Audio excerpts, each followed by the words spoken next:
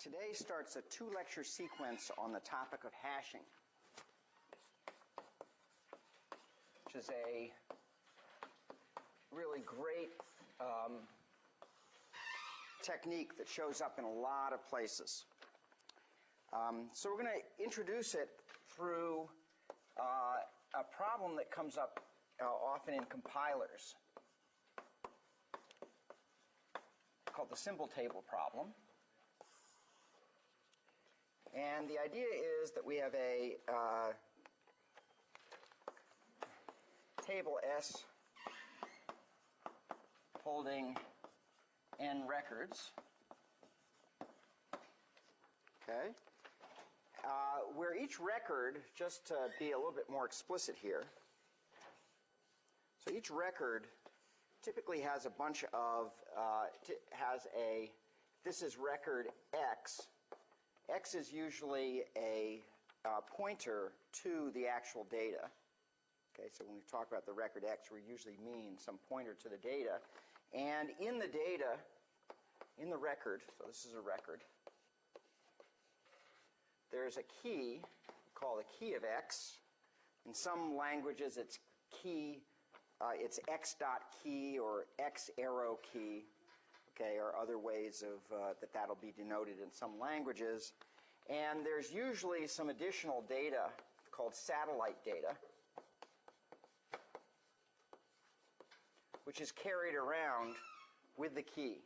This is also true in sorting, that usually you're sorting records, you're not sorting individual keys. And so the idea is that we have a bunch of operations that we would like to do on this data, on this table. So we want to be able to insert an item X into the table, which just essentially means that we update the table by adding the element X. We want to be able to delete an item from the table.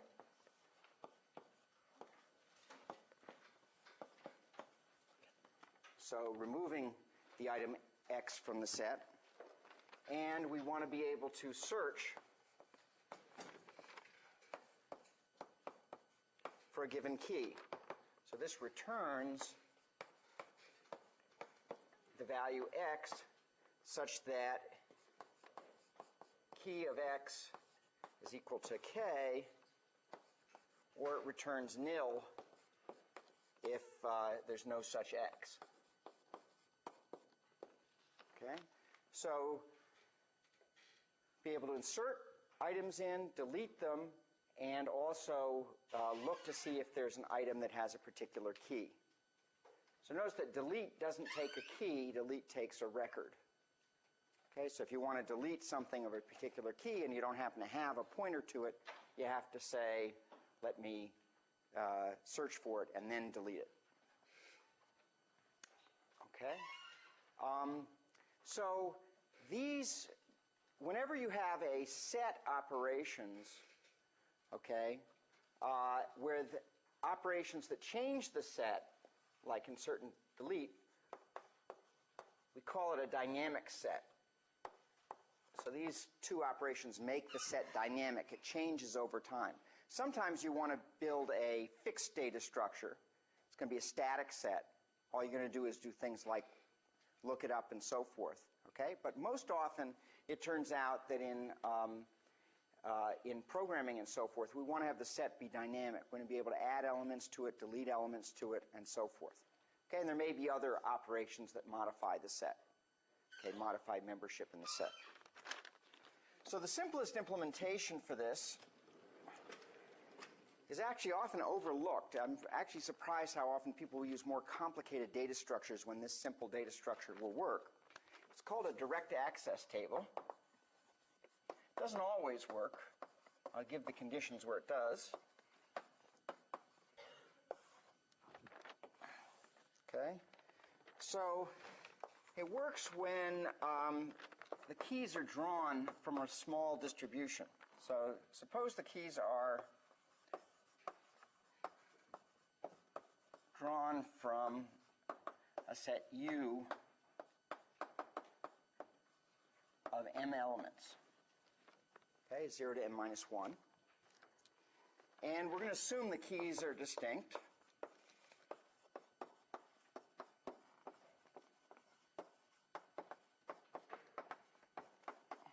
Okay, so the way a direct access table works is that you set up an array T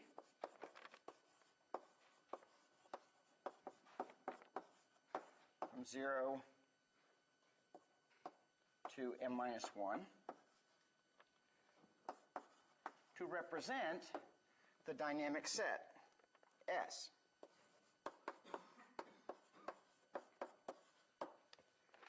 Such that T of K is going to be equal to X if X is in the set and its key is K, and nil otherwise. Okay? So you just simply have an array, and if you have a record whose key is some value K, key is 15, say, then slot 15, if the element is there, has the element, and if it's not in the set, it's nil. Okay, very simple data structure. Okay, insertion, just go to that location and set the value to the inserted value. For deletion, just remove it from there, and to look it up, you just index it and see what's in that slot. Okay, very simple data structure. All these operations, therefore, take constant time in the worst case. Okay? But as a practical matter, the places you can use this strategy are pretty limited. Okay, what's the issue of limitation here? Yes? No, you already assumed that the keys are all distinct. I was going to say you have multiple. Okay, so that's a limitation, surely. Okay, but there's actually a more severe limitation. Yeah? Hard to draw the keys from 0 to -1. What does that mean? It's hard to draw them.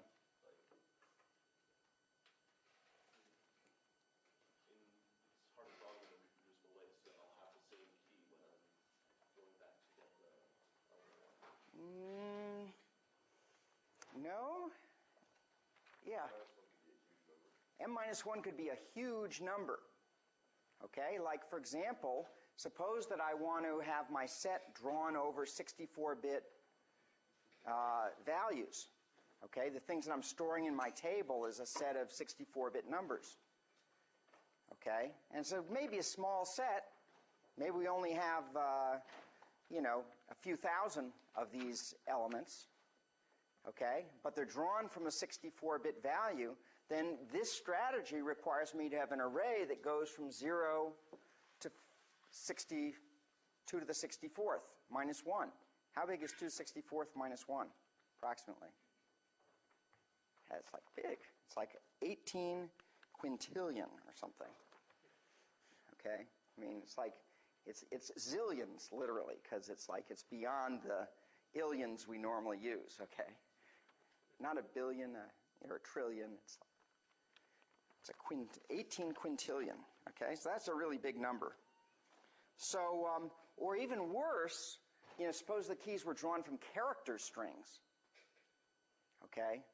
So, people's names or something. This would be an awful way to have to represent it, because most of the table would be empty for any reasonable set of values you would want to keep, okay? So the idea is we want to try to keep something that's going to keep the table small while still preserving some of the properties. And that's where hashing comes in. So hashing, okay, is we use a hash function, h, which maps the keys randomly, and I'm putting that in quotes because it's not quite at random, into slots of table T. So we call each of the array indexes here a slot. Okay, so you can just sort of think of it as a big table, and you've got slots in the table where you're storing your values. And so we may have a big universe of keys. Let's call that U. Okay, and we have our table over here that we've set up that has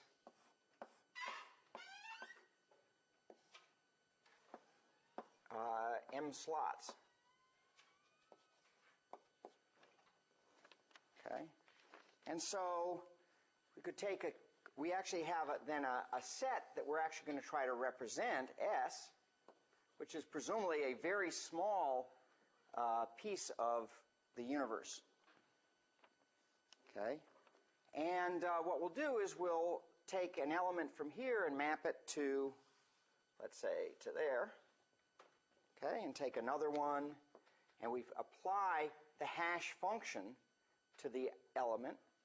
And what the hash function is going to give us is it's going to give us, you know, a particular slot. Here's one that might go up here. Might have another one over here that goes down to there. Okay, and so we get it to distribute the elements over the table. So what's the problem that's going to occur as we do this? So far I've been a little bit lucky. What's the problem potentially going to be?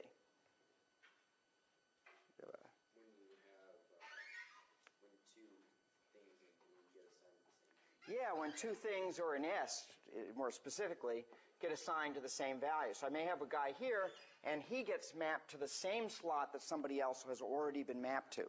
And when this happens, we call that a collision.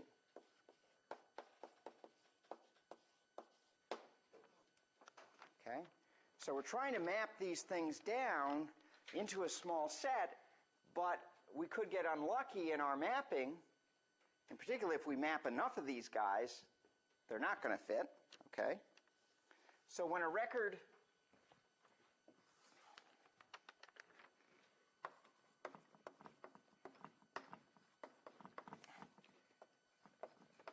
to be inserted maps to an already occupied slot,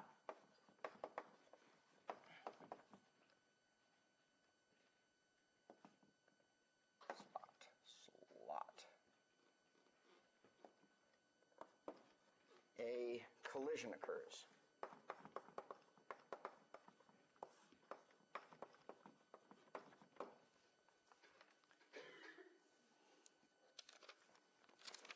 Okay, so looks like this method's no good.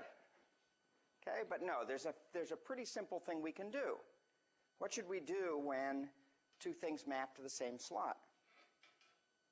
If we want to represent the whole set, so we can't lose any data, can't treat it like a cache. In a cache, what you do is it uses a hashing scheme, but in a cache, you just kick it out because you don't care about representing a set precisely. Okay? But in a hash table, you're programming, you often want to make sure that the values you have are exactly the values in the set, so you can tell whether something belongs to the set or not. So what's a good strategy here? Yeah, create a list for each slot, and just put all the elements that hash to the same slot into the list. And that's called resolving collisions by chaining. Okay? And the idea is to link records in the same slot into a list. So for example, imagine this is my hash table, and this, for example, is slot I. Okay? I may have several things that are so I'm going to put the key value.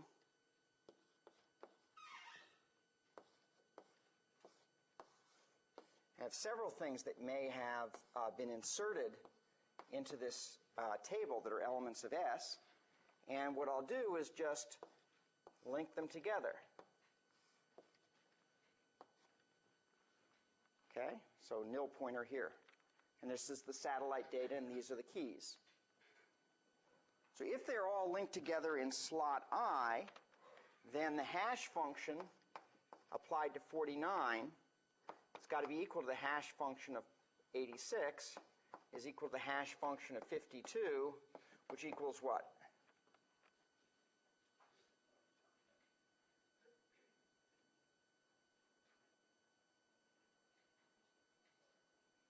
There's only one thing I haven't. I, good. Even if you don't understand it, your quizmanship should tell you. He didn't mention I. That's equal to I. So the point is, when I hash 49, the hash of 49 produces me some index in the table, say I, okay, and everything that hashes to that same location is linked together into a list. Okay, every record.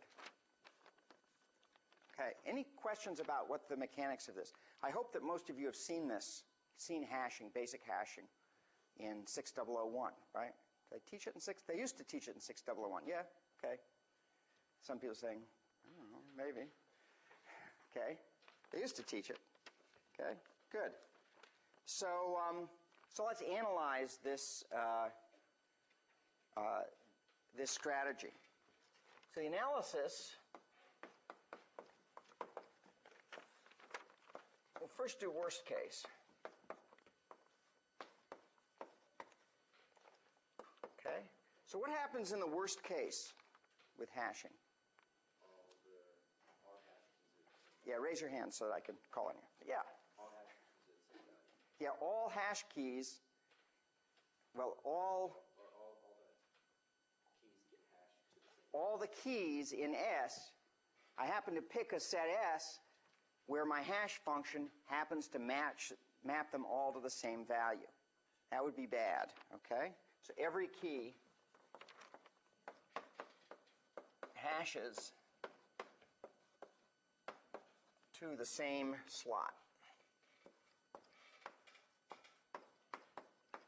And so therefore, if that happens, then what I've essentially built is a fancy linked list for keeping this data structure.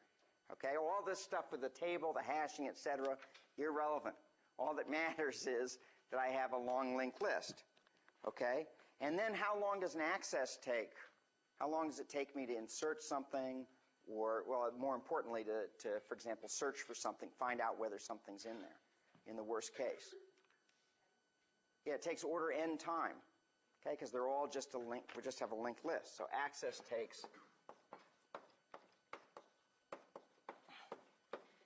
theta n time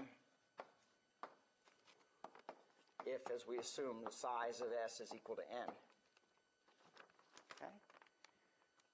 So from a worst case point of view, this doesn't look so attractive. Okay? And we will see data structures that in a worst case do very well for this problem. Okay? But they don't do as good as the average case of hashing. So let's analyze the average case.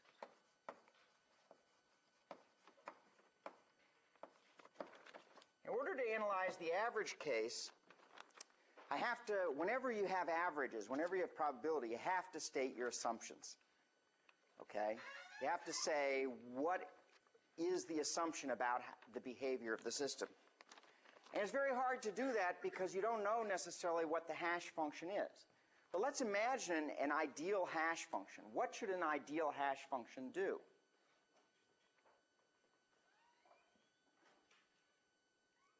Yeah.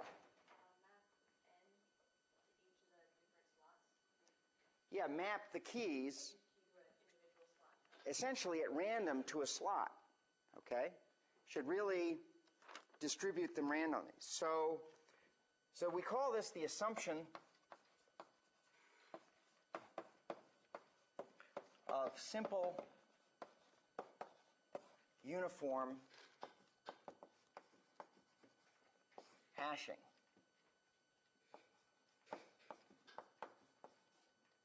And what it means is that each key, K in S, is equally likely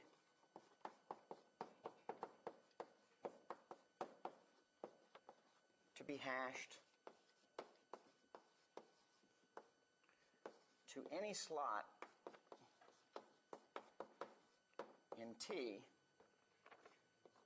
and we actually have to make an independence assumption, independent of where other records, other keys are hashed.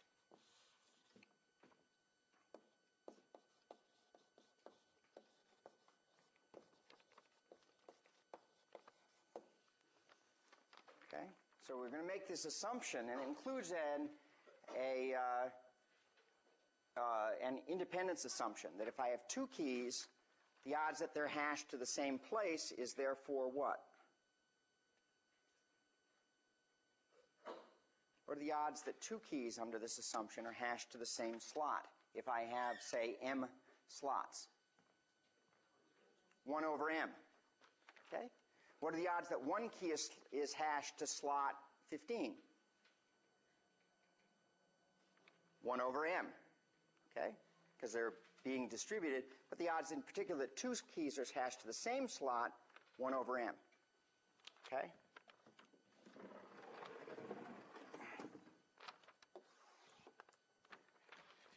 So let's define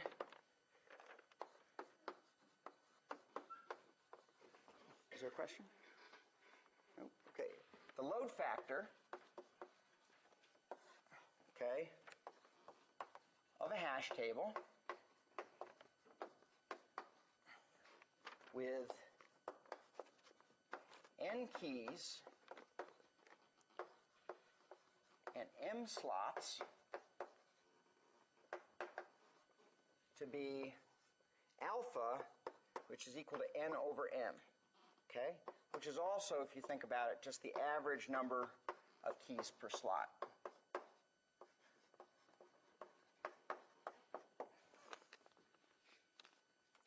Okay? So alpha is the average number of keys per slot, and we call it the load factor of the table. Okay, how many on average keys do I have? So the expected, we'll look first at unsuccessful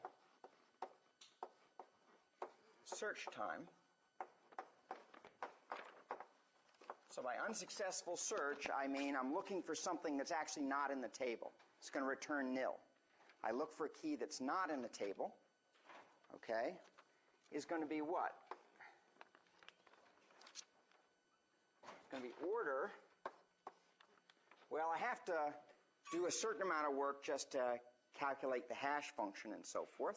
So it's going to be order at least 1 plus, then I have to search the list, and on average, how much of the list do I have to search?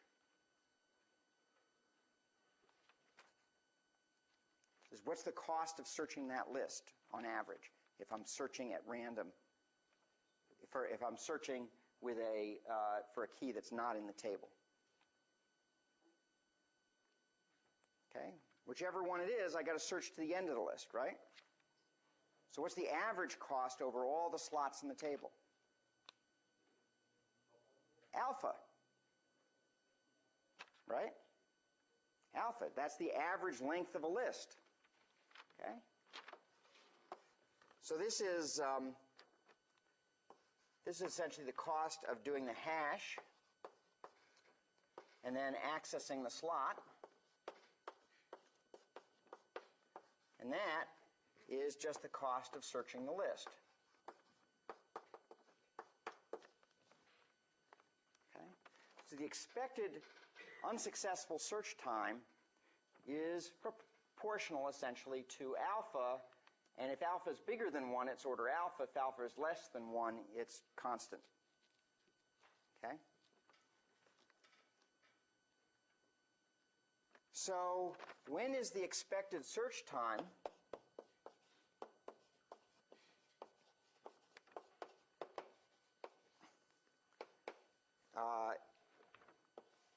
equal to order 1?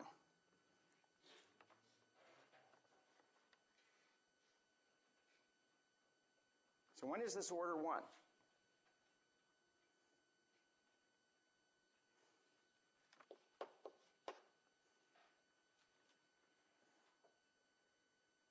Simple questions, by the way.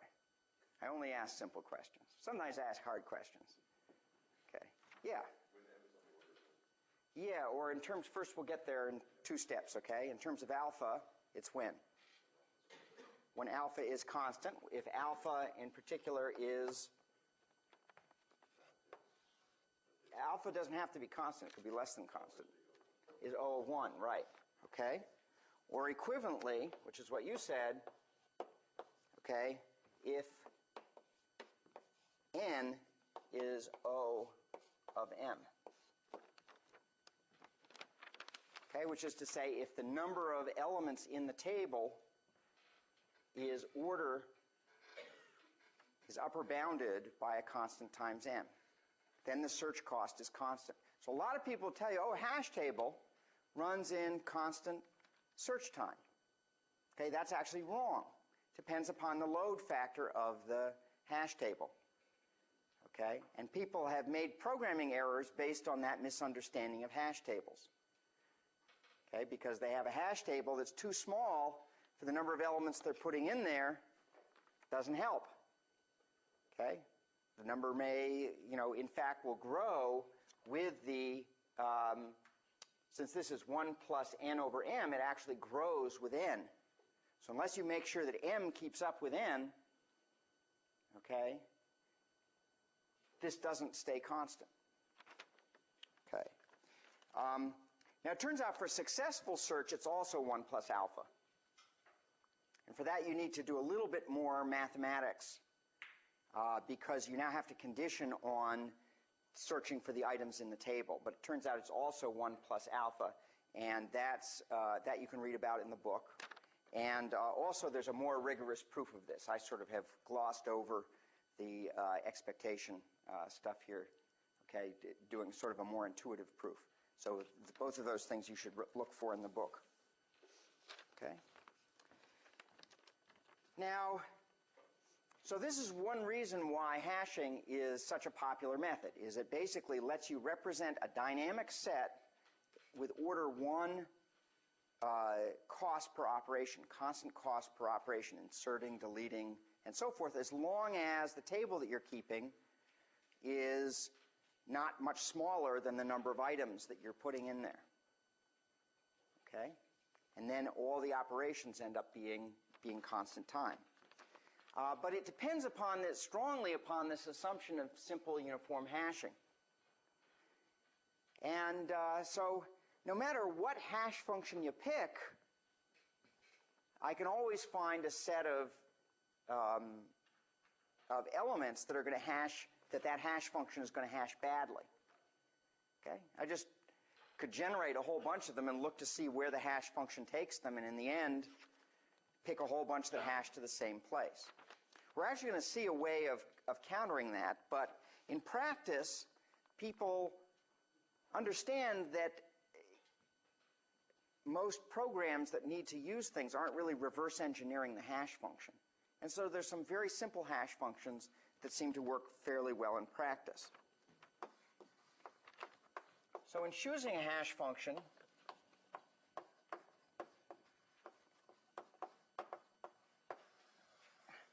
we would like it to distribute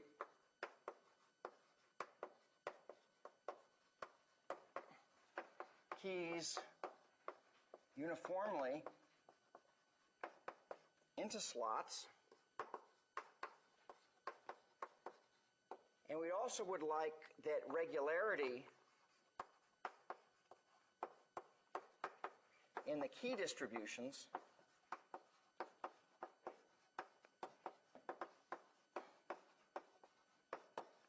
should not affect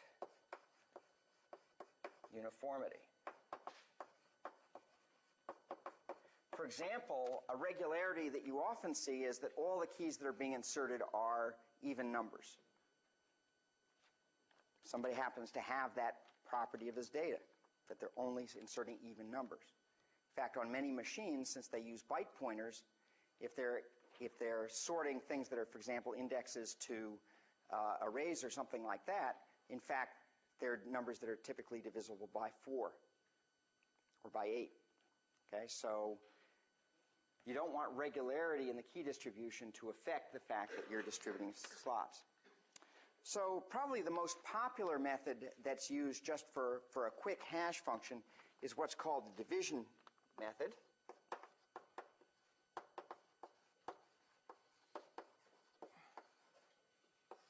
Okay, and the idea here is that you simply let h of k for a key equal k modulo m, where m is the number of slots in your table. Okay. And this works reasonably well in practice, but you want to be careful about your choice of modulus. In other words, it turns out it doesn't work well for every possible size of table you might want to pick. Fortunately, when you're building hash tables, you don't usually care about the specific size of the table. If you pick it around some size, that's probably fine, okay, because it's not going to affect the performance. So there's no need to pick a specific value. In particular, you don't want to pick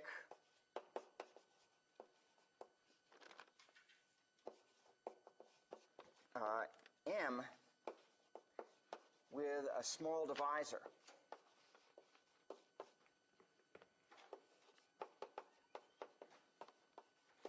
Okay, and let me illustrate why that's a bad idea for this particular hash function.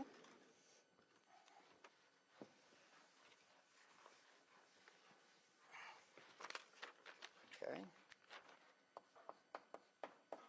Oh, I should have said small divisor D. D. So for example, if D is 2, in other words, m is an even number, okay, and it turns out that we have the situation I just mentioned, all keys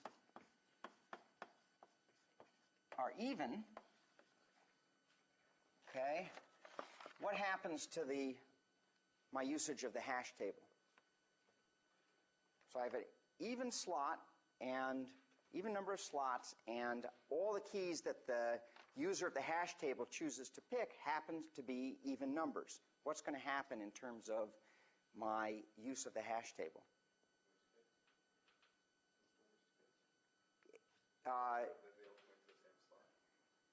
Well, in the worst case, they're always all going to point to the same slot no matter what hash function I pick.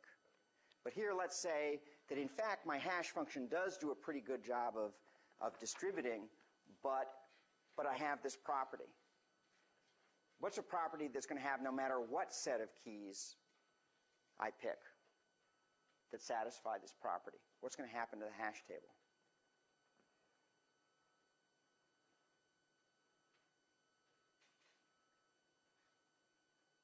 So I have an even number mod an even number. What does that say about the hash function?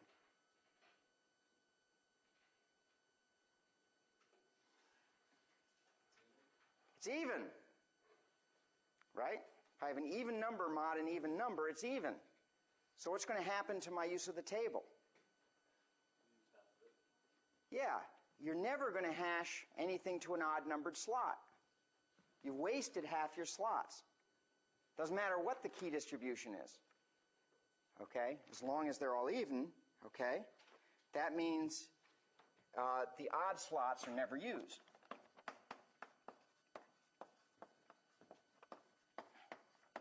Okay, an extreme example, here's another example.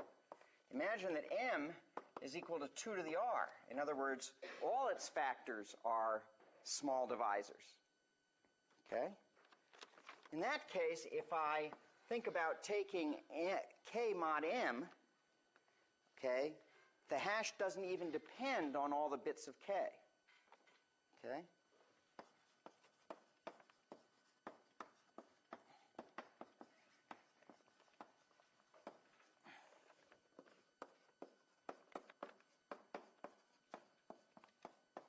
So for example, suppose I had 1 over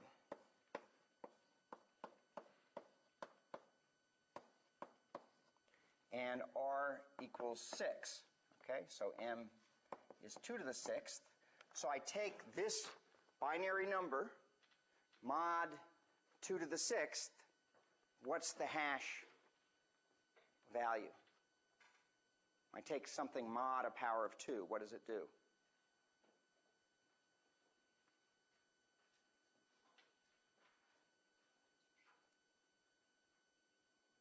So I hash this function. This is k. Okay, in binary.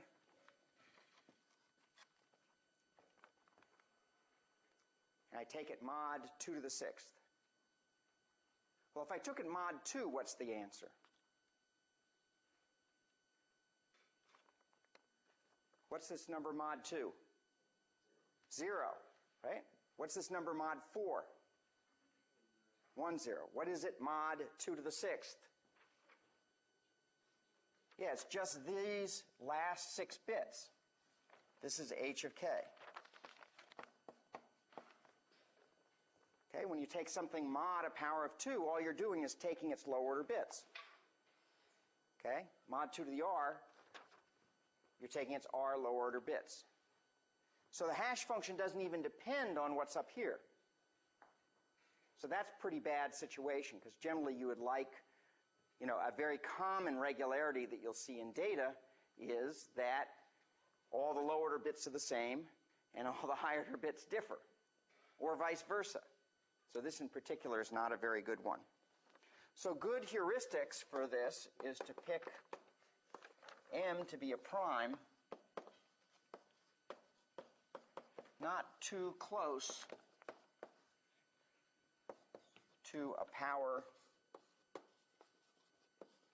of 2 or 10, because those are the two common bases that you see regularity in the world. Okay?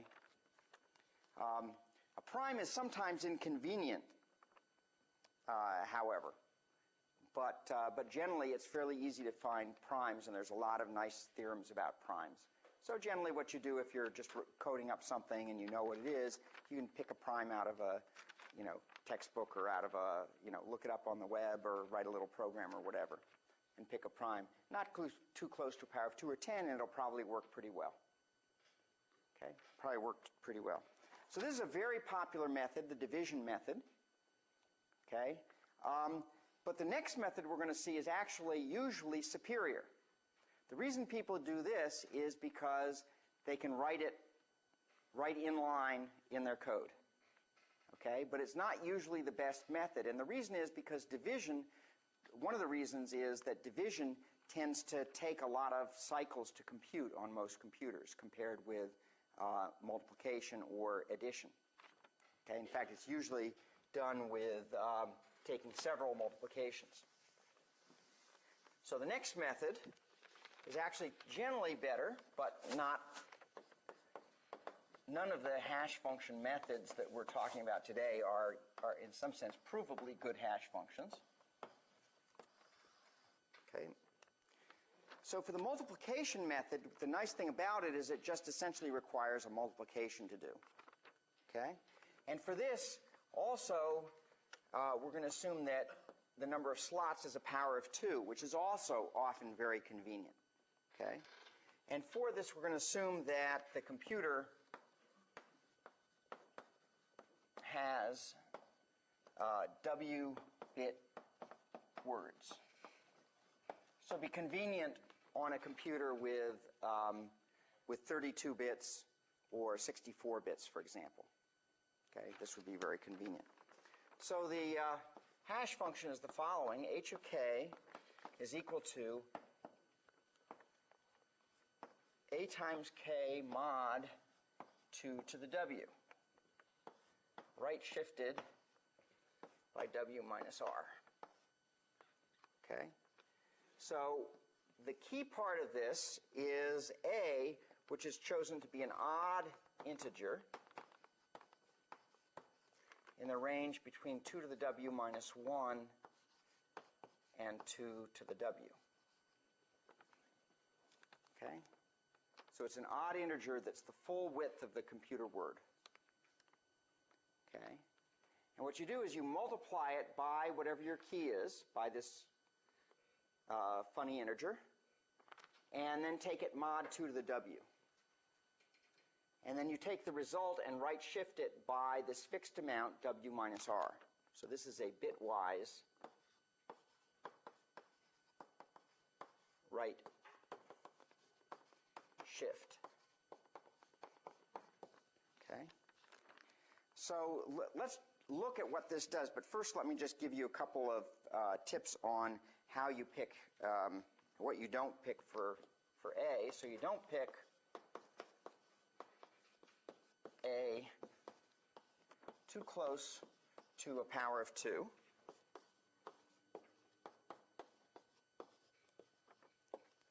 And it's generally a pretty fast method, because multiplication mod 2 to the W is faster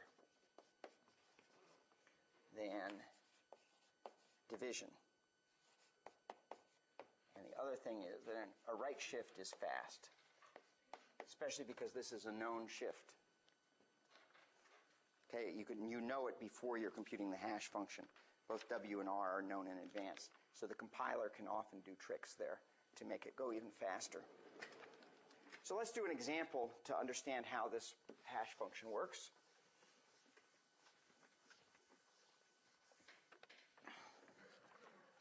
So we'll have, in this case, our number of slots will be 8, which is 2 to the 3.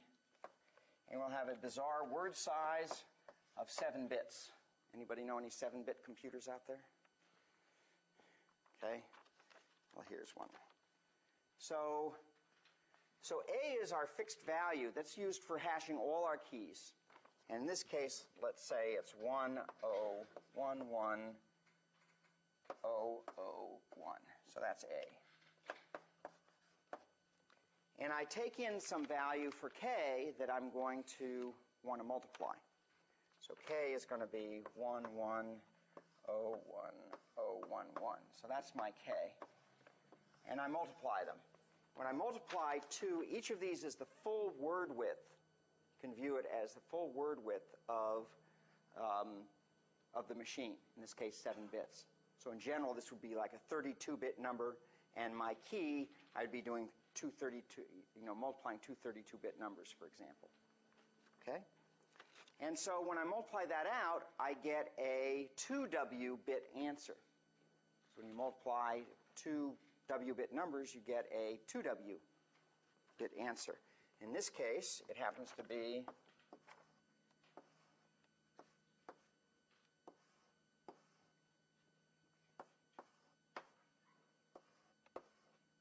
that number. Okay? So that's the product part, okay? And then we take it mod 2 to the W. Well, what mod 2 to the W says is that I'm just ignoring the high order bits of this product. So all of these are ignored.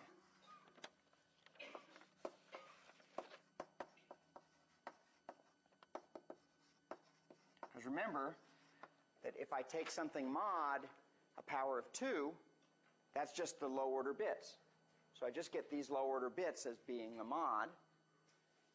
And then the right shift operator, and that's good also, by the way, because a lot of machines, when they multiply two 32-bit numbers, they'll have an instruction that gives you just the 32 lower bits.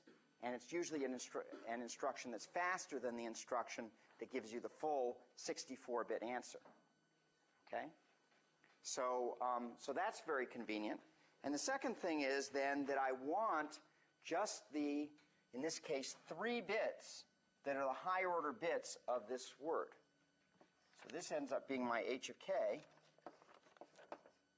And these end up getting removed by right shifting this word over. So you just right shift that in zeros come in the high order bit, and you end up getting that value of h of k. Okay? So to understand what's going on here, why this is a pretty good method, what's happening with it, okay? You can imagine that the one way to think about it is to think of A as being a binary fraction. So imagine that the decimal point is here. Sorry, the binary point. Okay, the radix point is here. Then when I multiply things, I'm just taking the binary point ends up being there. Okay? So if you just imagine that conceptually. We don't have to actually put this into the hardware because we just do what the hardware does, but I can imagine that it's there and that it's here, and so what I'm really taking is the fractional part of this product if I treat A as a fraction of a number. So we can sort of look at that as sort of a modular wheel.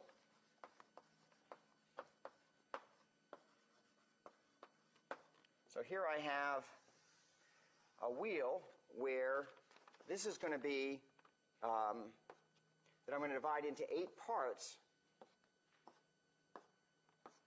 okay, where this point is 0, and then I go around, and this point is then 1, and I go around, and this point is 2, and so forth. So that all the integers, if I wrap it around this unit wheel, all the integers line up at the 0 point here. Okay?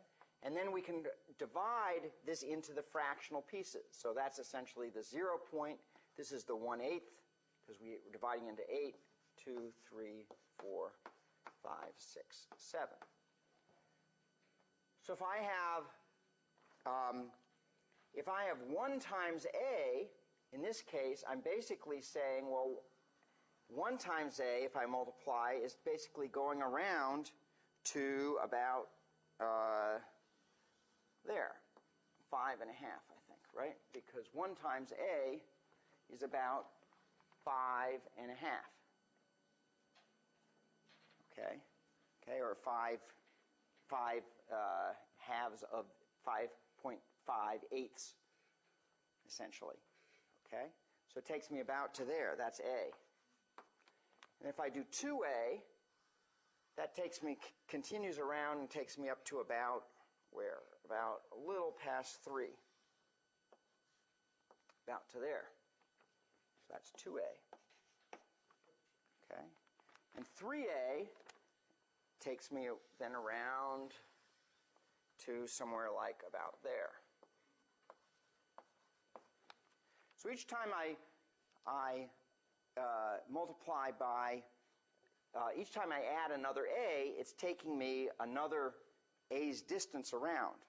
The idea is that if A is, for example, odd and it's not too close to a power of 2, or then what's happening is it's sort of throwing it into another slot on a different thing. So if I now go around, if I have K being very big, then K times A is going around K times. Where does it end up? It's like spinning a wheel of fortune or something. Okay, it ends somewhere. Okay, and so that's basically the notion. Okay, that's basically the notion, that it's going to end up in some place. You know, so you're basically looking at where does Ka end up? Well, it sort of whirls around and ends up at some point.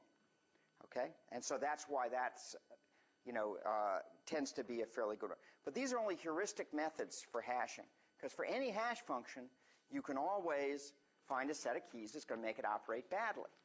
So the question is, well, what do you use in practice? Okay, the second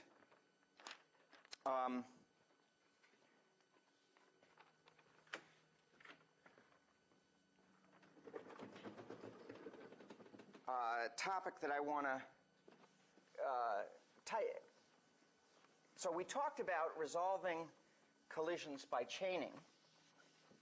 Okay, there's another way of resolving collisions, which is often useful, which is resolving collisions by what's called open addressing.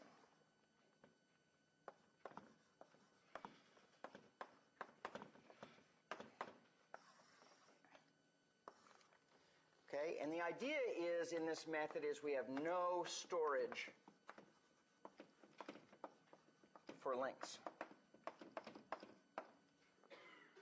So when I resolve by chaining, I need an extra link field in each record in order to be able to do that.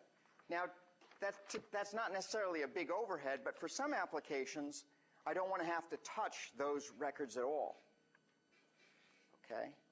And for those, open addressing is a useful way to resolve collisions. So the idea is, with open addressing, is if I hash to a given slot, and the slot is full, okay, what I do is I just hash again with a different hash function. With my second hash function, I check that slot. Okay, if that slot is full, okay, then I hash again. And I keep this probe sequence, which hopefully is a permutation so that I'm not going back and checking things that I've already checked until I find a place to put it. And if I've got a good probe sequence, well, hopefully then I'll find a place to put it fairly quickly.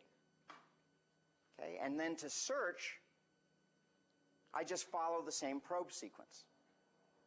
Okay? So we can express it. So the idea here is we probe the table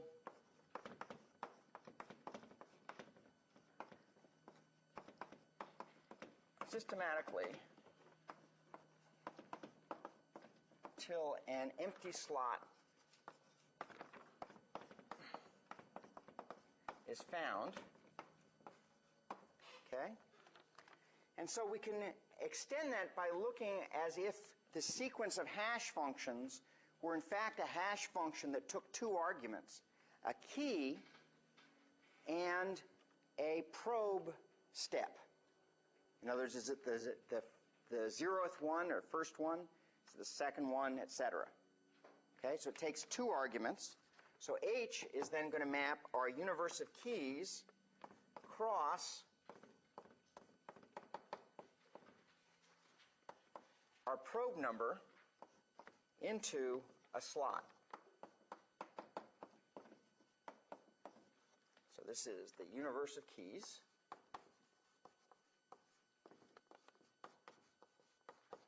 This is the probe number. And this is going to be the slot. As I mentioned, the probe sequence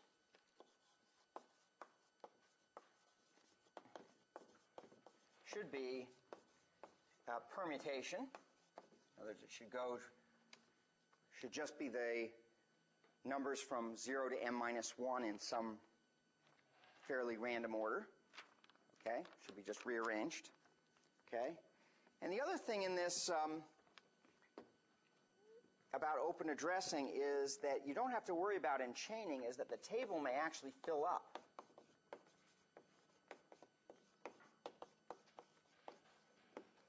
So you have to have that the number of elements in the table is less than or equal to the table size, the number of slots.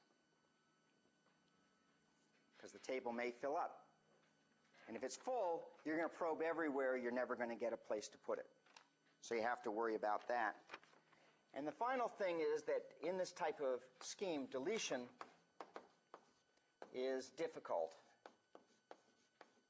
It's not impossible. There are schemes for doing deletion, but it's basically hard because the danger is that you remove a key, okay, out of the table, and now somebody who's doing a probe sequence who would have hit that key and gone on to find his element now finds that it's an empty slot, and he says, oh, the key I'm looking for probably isn't there.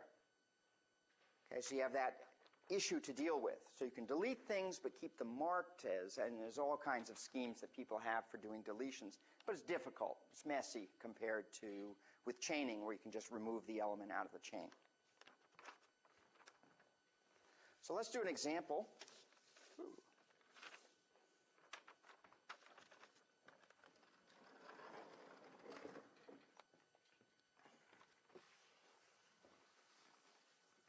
Just so we make sure we're on the same page.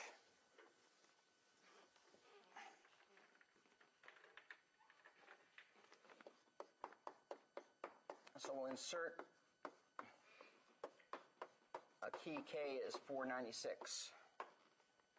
Okay, so here's my table.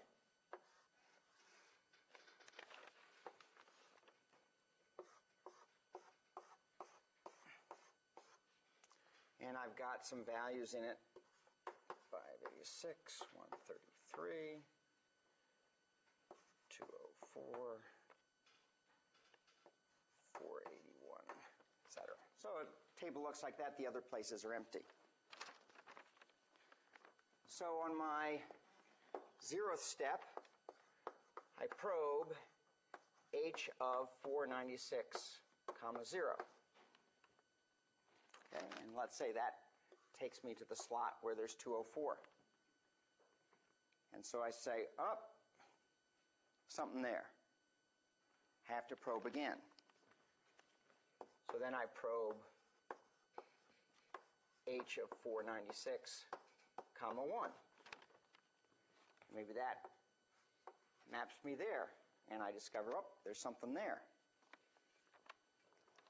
So now I probe h of 496, comma 2. And maybe that takes me to there. It's empty. So if I'm doing a search, I report nil. If I'm doing an insert, I put it there. Okay? And then if I am looking for that value, if I put it there, then when I'm looking, I go through exactly the same sequence. I'll find these things are busy, and then eventually I'll come up and discover the value. Okay? And there are various heuristics that people use as well, like keeping track of the longest probe sequence, because there's no point in probing beyond the largest number of probes that needed to be done globally to do an insertion. Okay, so if it took me 5 is the maximum number of probes I ever did for an insertion. A search never has to look more than 5. Okay, and so sometimes hash tables will keep that auxiliary value so that it can quit rather than continuing to probe until it finds, until it doesn't find something. Okay, so search is use the same probe sequence. And if it's successful, it finds the record. And if it's unsuccessful, you find an nil. Okay, so it's pretty straightforward. So once again, as with just hash functions to begin with, there are a lot of ideas about how you should form a probe sequence, ways of doing this effectively.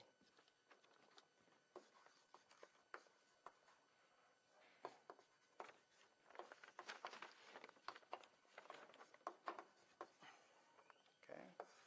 So the simplest one is called linear probing. And what you do there is you have h of k comma I. You just make that be some h prime of k comma 0 plus I mod m. Sorry, is h, I'm sorry, no prime there. Okay? So what happens is, so the idea here is that all you're doing on the ith probe is, on the 0th probe, you look at h of k0. On probe 1, you just look at the slot after that. Probe 2, you look at the slot after that. So you just simply, rather than sort of jumping around like this, you probe there and then just find the next one that it'll fit in. Okay? So you just scan down mod m. So if you hit the bottom, you go to the top. Okay, so the ith one, so that's fairly easy to do because you don't have to recompute a full hash function each time. All you have to do is add 1 each time you go, because the difference between this and the previous one is just 1. Okay, so you just go down. Now the problem with that is that you get a phenomenon of clustering. If you get a few things in a given area, then suddenly everything everybody has to keep searching to the end of those things. Okay, so that turns out not to be one of the better schemes, although it's not bad if you just need to do something quick and dirty. So it suffers from primary clustering, where regions of the hash table get very full, and then anything that hashes into that region has to look through all the stuff that's there. Okay, so long runs of filled slots. Okay. There's also things like quadratic clustering, where you basically make this be, instead of adding 1 each time, you add I each time. Okay. But probably the most effective popular scheme is what's called double hashing. And you can do statistical studies. People have done statistical studies to show that this is a good scheme. Okay. Where you let h of ki, let me do it below here, so I have room. So h of k comma I is equal to an h1 of k plus I times h2 of k. So you have two hash functions, mod m. You have two hash functions, h1 of k and h2 of k. Okay, so you compute the two hash functions, and what you do is you start by just using h1 of k for the 0th probe, because here I then will be 0. Okay, then for the probe number 1, okay, you just add h2 of k. For probe number 2, you just add that hash function amount again. You just keep adding h2 of k for each successive probe you make. So it's fairly easy. You compute two hash functions up front, okay, or you can delay the second one in case, but basically compute two up front, and then you just keep adding the second one in. You start at the location of the first one and keep adding the second one, mod m, to determine your probe sequences. So this is an excellent method.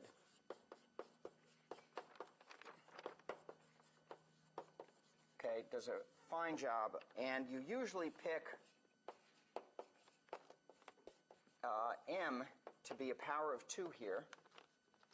Okay, so that you're using usually people use this with the multiplication method, for example.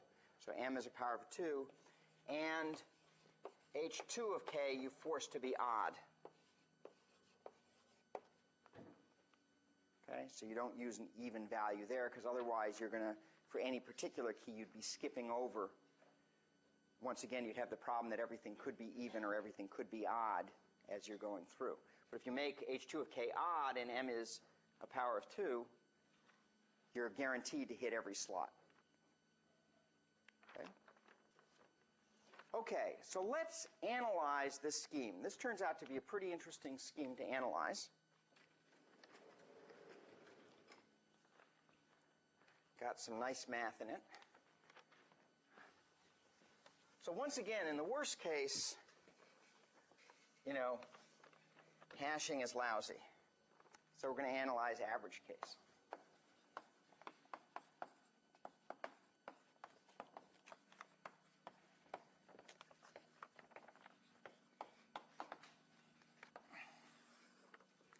Okay. And for this, we need a little bit stronger assumption than for chaining, and we call it the assumption of uniform hashing.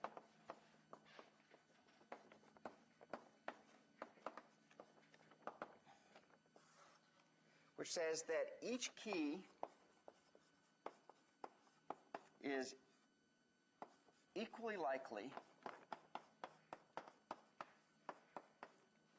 okay, to have any one of the m factorial permutations as its probe sequence.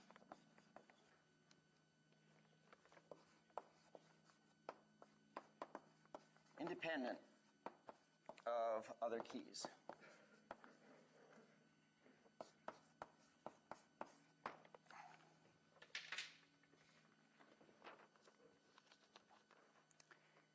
And the theorem we're going to prove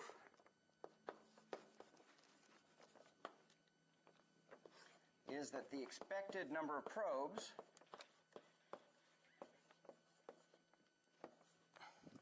is at most 1 over 1 minus alpha if alpha is less than 1. Okay? That is, if the number of keys in the table is less than the number of slots.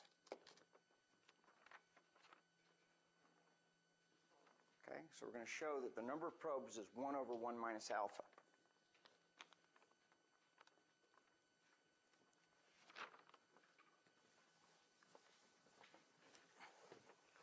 So alpha is the load factor.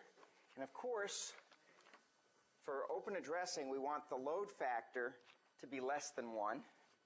Because if we have more keys than slots, open addressing simply doesn't work. Okay, because you've got to find a place for every key in the table.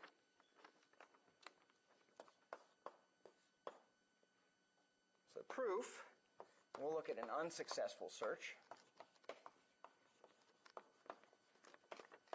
Okay.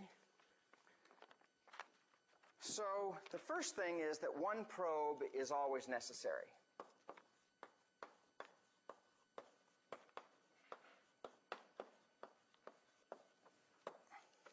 Okay. So if I have n over m, if I have n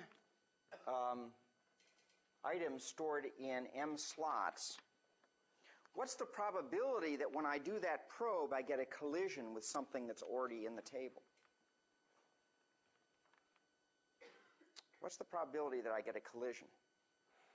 Yeah. Yeah, n over m, right? So with probability n over m, we have a collision. Because my table has got n things in there. I'm hashing at random to one of them. Okay? So what are the odds I hit something? N over m. Okay? And then a second probe is necessary.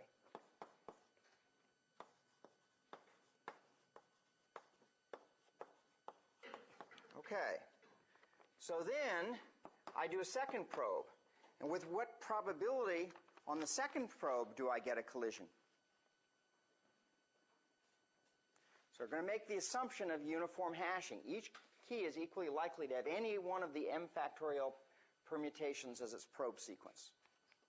So what is the probability that on the second probe, okay, I get a collision?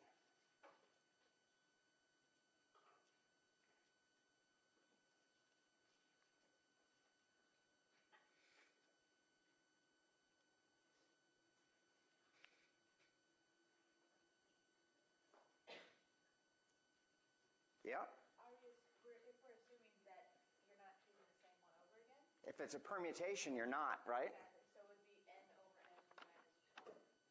Something like that. What is it exactly? So that's the question. Okay, so you're not going to hit the same slot because it's going to be a permutation. Yeah. Yeah, that's exactly right. Okay, n minus 1 over m minus 1. Because I've essentially eliminated that slot that I hit the first time. And so I have now, and there was a key there, so now I'm essentially looking at random into the remaining m minus 1 slots where there are aggregately n minus 1 keys in those slots. Okay, everybody got that? Okay, so with that probability I get a collision. That means that I need a third probe necessary. Okay, and we keep going on. Okay, so what is it going to be the next time? Yeah, it's going to be n minus 2 over m minus 2. So let's note, okay, that n minus I over m minus I, okay, is less than equal to is less than n over m, which equals alpha.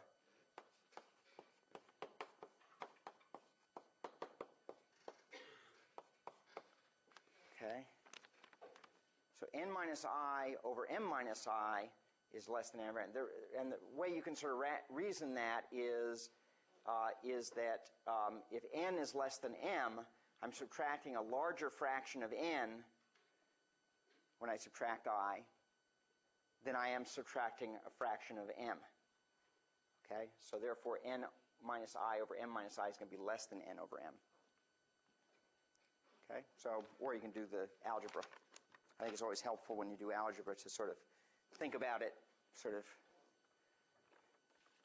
quantitatively as well. You know, qualitatively what's going on. So the expected number of probes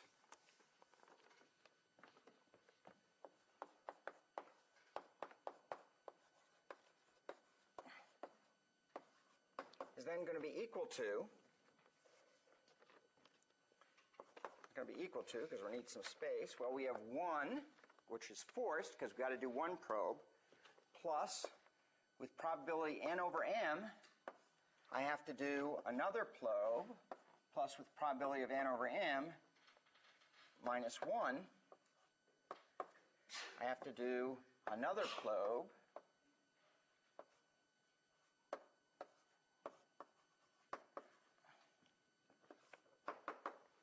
up until I do 1 plus 1 over m minus n.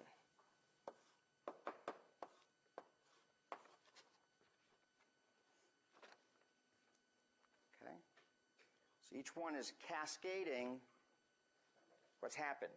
In the book, there's a more rigorous proof of this using indicator random variables. I'm going to give you the short version.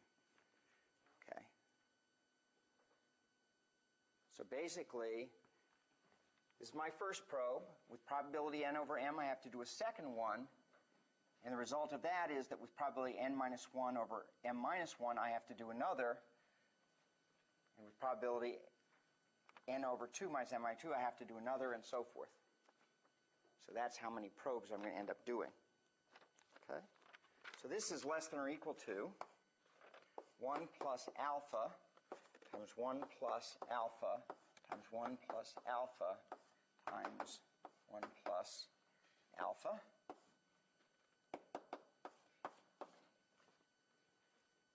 Okay?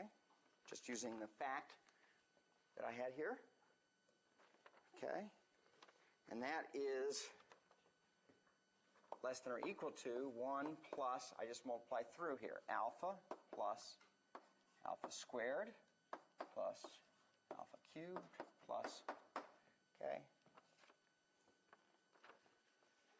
And I can just take that out to infinity. It's going to bound this. Okay, does everybody see the math there? Okay?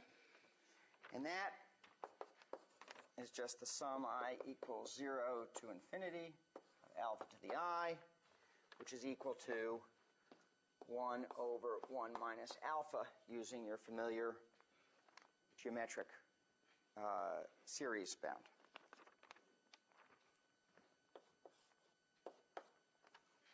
Okay? And there's also, in the textbook, there's also an analysis of a successful search, which once again is a little bit more technical because you have to worry about what the distribution is that you happen to have in the table when you're searching for something that's already in the table. But it turns out it's also bounded by 1 over 1 minus alpha. So let's just look to see what that means.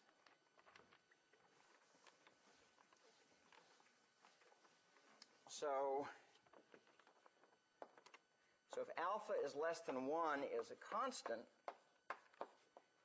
it implies that it takes order 1 probes.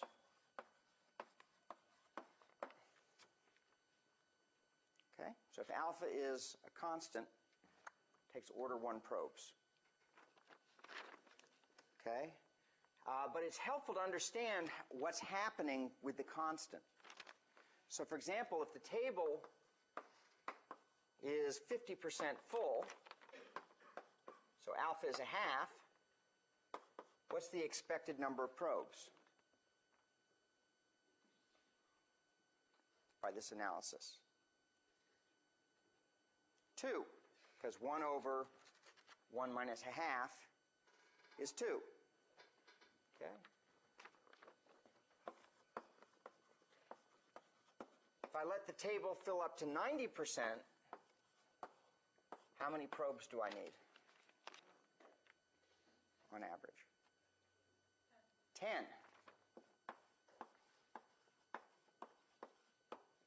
So you can see that as you fill up the table, the cost is going dramatically. Okay? And so typically you don't let the table get too full. Okay? You don't want to be pushing 99.9% utilization. Oh, I get this great hash table, it's got full utilization. It's like, yeah, it's slow. Okay?